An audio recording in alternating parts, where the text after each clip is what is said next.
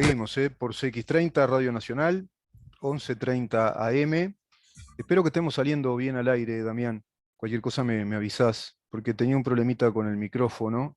Creo que lo reconfiguré. Eh, Espero que sí, que estemos saliendo. Vamos a ver.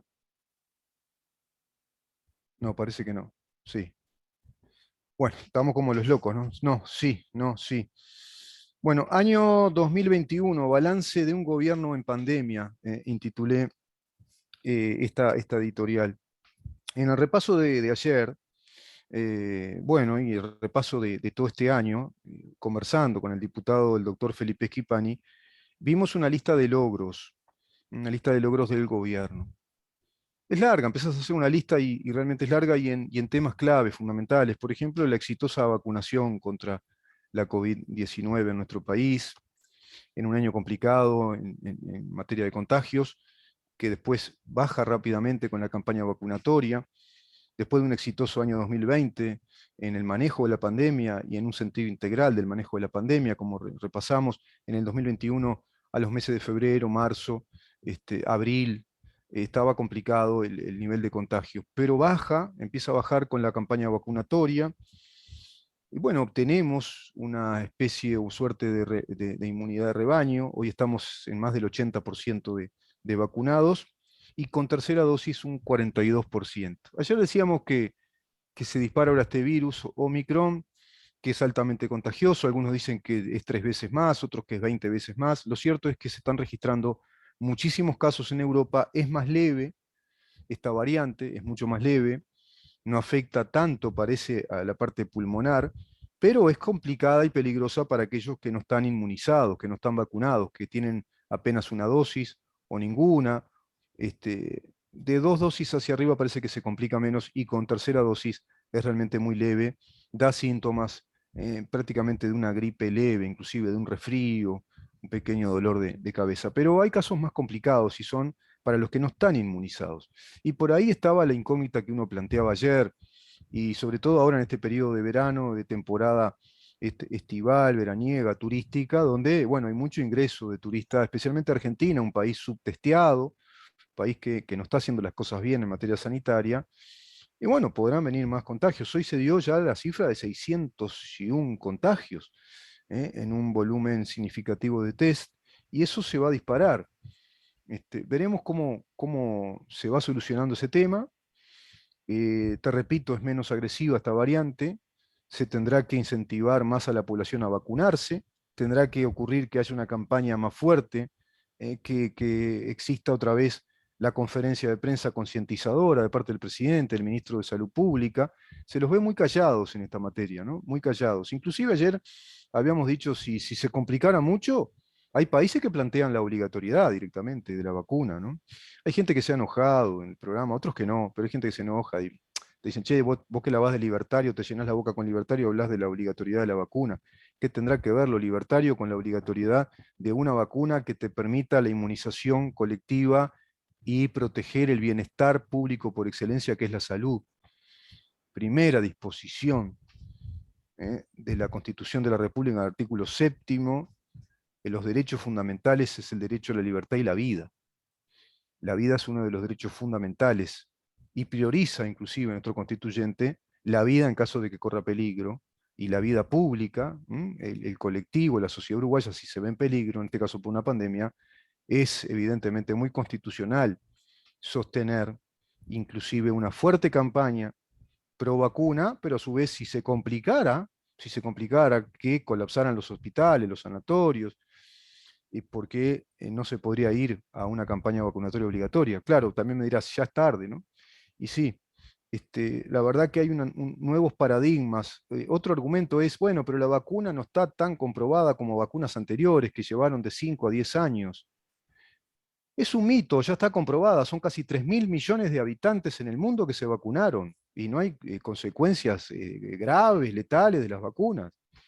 Es una comprobación empírica, es una verdad empírica, y la ciencia es empírica. Ya estamos en la fase 4 hace rato, sobradamente, pues todavía está el mito de que estamos en una fase 3, que las vacunas son experimentales. Se terminó con que las vacunas son experimentales. Ya hay 3.000 millones de personas vacunadas y hace ya varios meses. Bueno, lo cierto es que el gobierno ha hecho las cosas bien en este sentido, pero también en las políticas públicas de visión integral, como la asistencia social, con un despliegue de medidas desde el gobierno, como la gradualidad de las mismas también, es decir, gradualidad de medidas de restricciones, como se aplicaron en el 2020, que continuaron en la primera mitad del 2021. Estas políticas del gobierno, como ser, por ejemplo, la extensión de los seguros de paros parciales, las canastas alimentarias, el incremento de los beneficios de la tarjeta Uruguay Trabaja, subsidios a monotributistas, préstamos blandos a pymes y mini pymes, reducción de las tarifas de luz y de algunos impuestos a los sectores más castigados, como el hotelero, empresas turísticas, gimnasios, etc. Estas políticas fueron la aceptación de lo coyuntural, fueron dinámicas, se fueron monitoreando, se establecían no como políticas pétreas, estancadas, estrictas, sino que eran políticas dinámicas en un plazo prudencial o periodo prudencial de 3 meses y a renovar si la coyuntura lo exige. Y así lo hizo el gobierno, así lo fue demostrando en el 2020 y en el 2021. Y en ese periodo razonable de 3 meses, a ser renovado por 3 meses más, en una presentación dinámica, siempre de parte de la ministra de Economía, indicándonos todas las baterías de medidas, el incremento de medidas de asistencia, de socorro social, como la primera infancia, que quedó incluida en la rendición de cuentas y el nuevo presupuesto del Estado. Bueno, el resultado de todo esto también es la recuperación económica, la reactivación económica del país. ¿Por qué? Porque el país demuestra al mundo credibilidad, confianza, estabilidad institucional, pero a su vez un gobierno muy responsable que llevó adelante políticas públicas inteligentes, racionales, basadas en conocimientos científicos, acordes a la comunidad científica internacional, todo lo que plantea el status quo de un Estado de Derecho democrático republicano, es decir, que sea un Estado conteste con las recomendaciones internacionales de las comunidades científicas internacionales más acreditadas. Y así Uruguay, con un grupo de científicos en permanente contacto con los colectivos científicos, con las comunidades científicas del mundo desarrollado, por ejemplo, con Inglaterra, con Escocia, con Francia, con Estados Unidos, también con Chile y con varios países, bueno, llevaron adelante estas políticas sanitarias, te repito, con visión integral, en tanto políticas económicas, financieras, políticas de socorro social, de asistencia social, y siempre buscando no apagar los motores, sino que los motores de la economía estén encendidos. Eso trajo aparejado esto, la consecuencia de una consecuencia positiva, efectos positivos de una reactivación económica. Señales muy estratégicas todas, como las señales que dio el presidente de la República en cumbres internacionales, en el Mercosur, planteando la flexibilidad del Mercosur, planteando Uruguay como un país soberano que iba a buscar su propio destino económico, que emprendía por el derrotero de los tratados de libre comercio. Uruguay y su planteo ante la CELAC de país democrático y en la voz de su jefe de Estado y de gobierno, diciéndole la cara a Díaz-Canel y a Maduro que eran dictadores y que violaban los derechos humanos.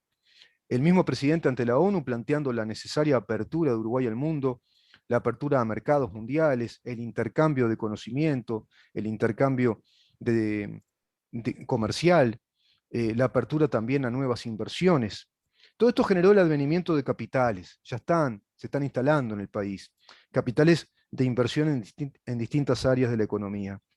Por otra parte, los commodities que Uruguay exporta han corrido con muy buena suerte también, tanto en precios como en demandas internacionales, afortunadamente. Y la oposición en todo este panorama, que yo lo resumí, ¿no? Muy resumido, pero tocando los grandes temas. En este panorama, ¿la oposición a qué se dedicó? La oposición Frente Amplio, y yo le llamo PIT-CNT-FA. Bueno, a recolectar firmas para ir a un referéndum contra los 135 artículos de la Ley de Urgente Consideración que este gobierno plantea como instrumento para viabilizar el nuevo derrotero del Uruguay, para viabilizar un país más republicano, más democrático, con regla fiscal, con ordenamiento financiero, con un equilibrio fiscal paulatino, con responsabilidad en la administración de los dineros públicos, que ostensiblemente es superior, muy superior a lo que vimos en los 15 años de gobiernos anteriores. El sindicalismo uruguayo, ¿a qué se dedicó y a qué se dedica? A paros sistemáticos, paros por doquier cuando el país comienza a reactivarse, cuando el país va saliendo con la vacunación hacia la vida normal, cuando va levantando otra vez la cabeza, va emergiendo hacia la vida normal de la actividad comercial, productiva, de la poca actividad productiva que tiene el país, de la necesidad de apertura a nuevas inversiones, comienzan a venir inversiones y comienzan los paros, especialmente en actividades muy importantes y estratégicas para el país.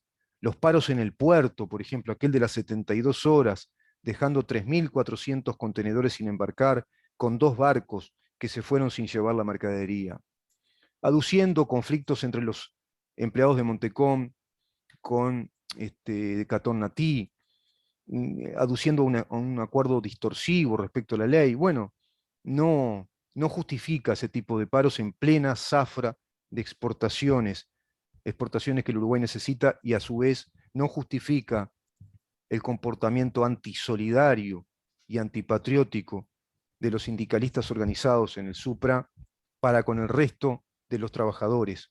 Las filas de miles de camiones varados, parados, viendo estropearse la mercadería.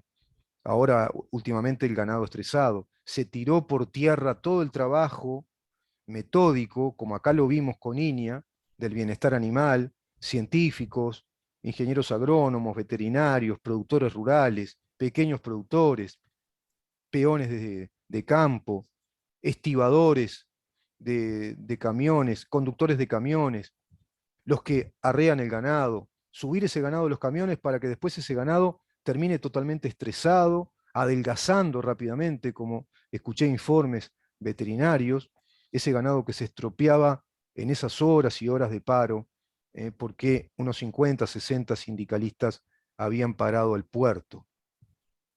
Y una prensa que además hablaba de los trabajadores haciendo referencia a 50 sindicalistas que están dentro de la gran comunidad de los trabajadores, que a su vez no era contemplada en su integralidad de parte de la prensa llamada grande o televisiva.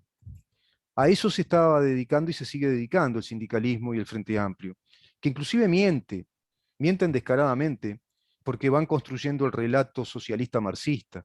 Ahora el presidente del Frente Amplio, Fernando Pereira, llega a manifestar que nadie recibió al gobierno como este gobierno con un país en tan buenas condiciones como la que este gobierno recibió al país.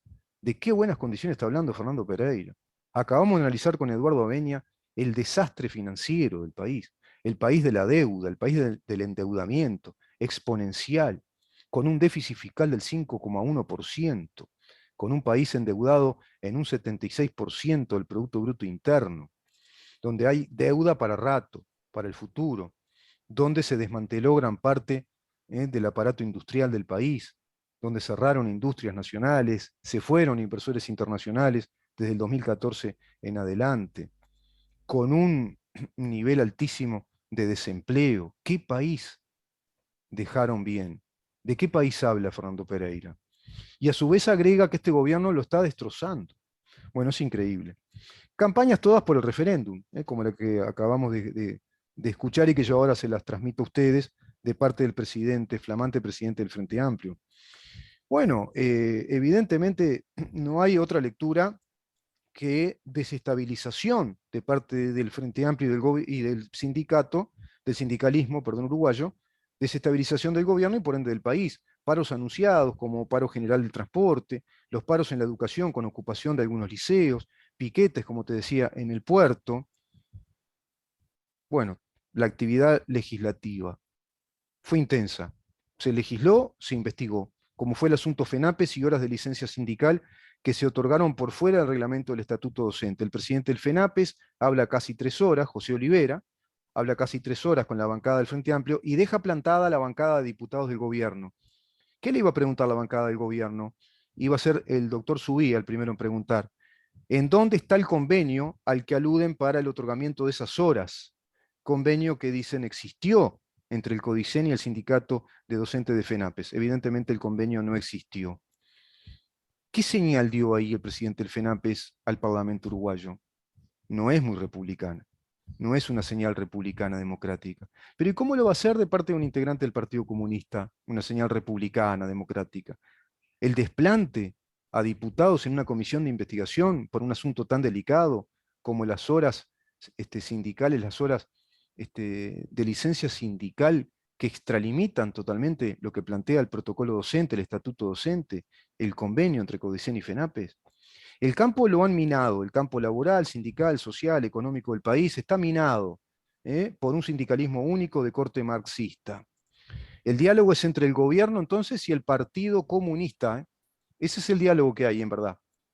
Camuflado, mal camuflado, casi como si fuera un disfraz roto y viejo de un viejo murguista o de un actor de cuplé simulando que simula ser un actor u otros personajes, cuando siempre es el mismo, el Partido Comunista, el que va al ropero del antiguo y largo carnaval uruguayo, del sindicalismo único, del Partido Comunista, marxista, sindicalismo ideológico, militante, que hoy tiene tomado en su dirección, inclusive político-ideológica, estratégica, al propio Frente Amplio, como fuerza política comandada por el Partido Comunista, integrado con el Frente Amplio y el PIT-CNT al Foro de San Pablo, fundado en julio de 1990, y al Grupo de Puebla. Ingresen ahora a las páginas, aquellos que están escuchando esta editorial del Foro de San Pablo, última resolución, el saludo a Boric, Chile, y a la cantidad de movidas que están ocurriendo en el continente, el saludo al festejo de la democracia en Argentina,